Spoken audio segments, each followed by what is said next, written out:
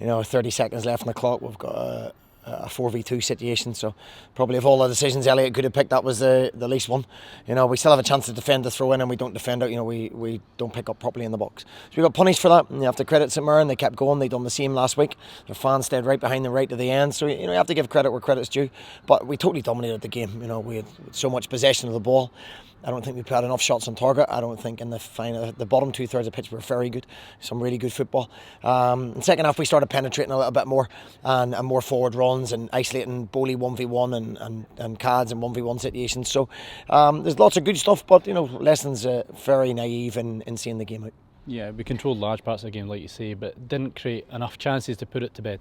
Yeah, it was one of those games where St Mirren set in. They played very deep. There wasn't a lot of space in behind them. We're trying to hit us on the counter attack, and you've got to be inventive. You've got to be clever. We had the little bit of brilliance probably in the game from David Trimble. Shows his class again.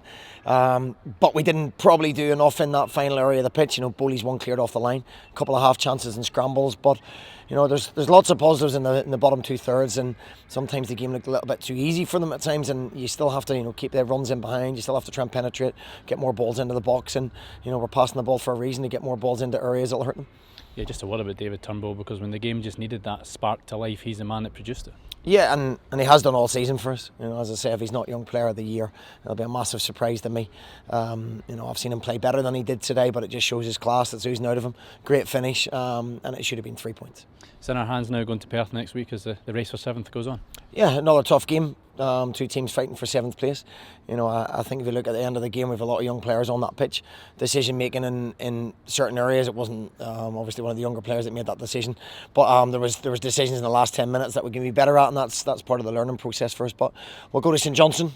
We'll be very motivated to try and get that 7th position with 2 games to go. Thanks, Stephen. Cheers.